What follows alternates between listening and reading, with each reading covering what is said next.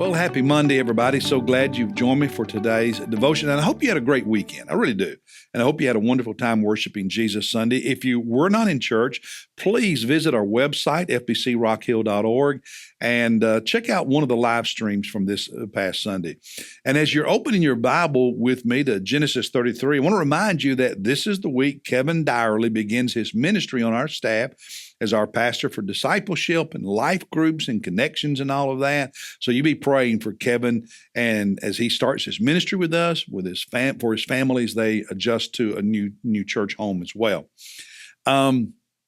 Genesis 33. Every time I read this chapter, I have admiration for Esau. I mean, I really, really do. I'm just impressed with him. God is blessed.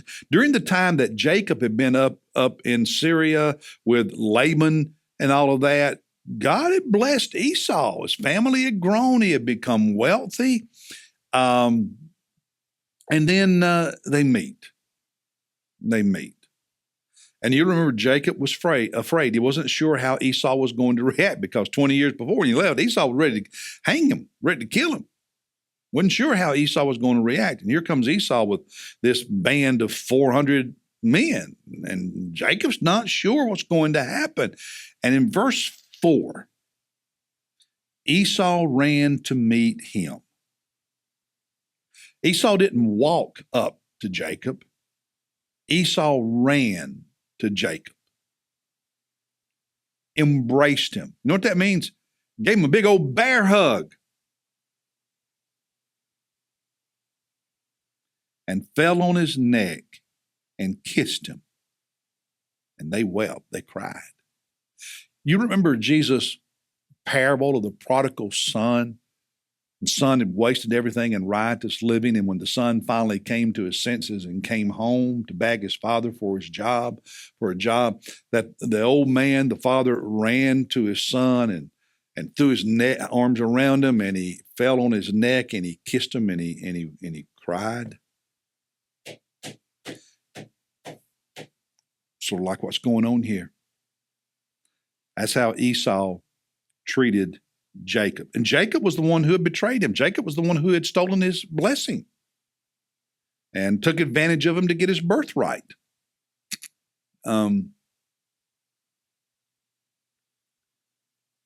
It's very impressive. Didn't hold on to his anger, didn't hold on to his hurt, didn't hold on to a grudge, to bitterness. He could have. A lot of people do. And they rob themselves and others of blessings when they do that. Now, Jacob I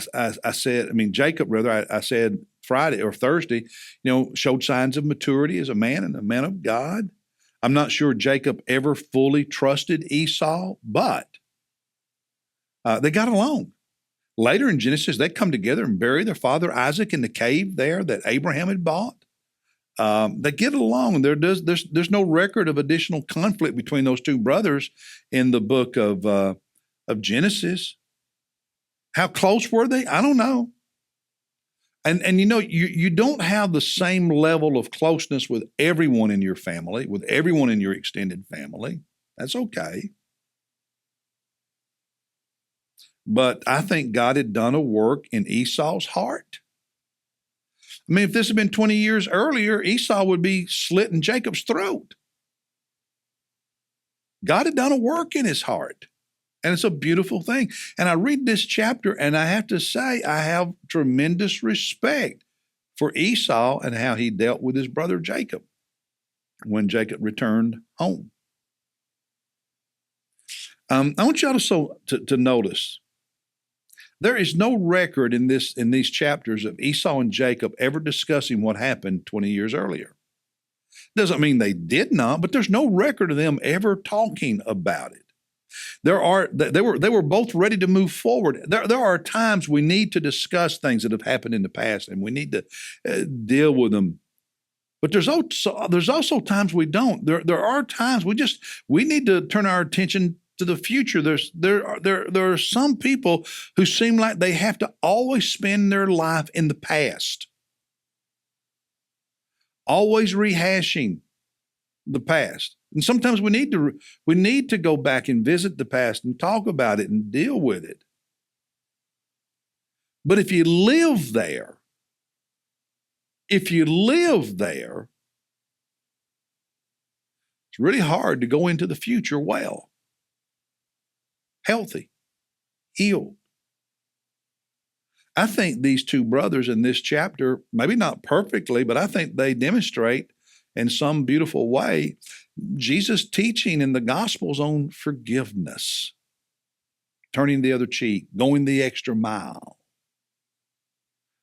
I would imagine there's some people listening to me right now whose families are hurting because people are holding on to hurt. Because one won't take the initiative to go to the other. Because one just wants to live in what happened 10 years ago or 30 years ago. It's a sad choice. It's a painful choice. I love this chapter. I think it's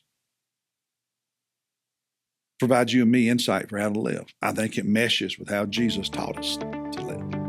And that's the thought for today. Hey, I'll see you tomorrow as we look at Genesis chapter 34. God bless you, everybody, and have a great day.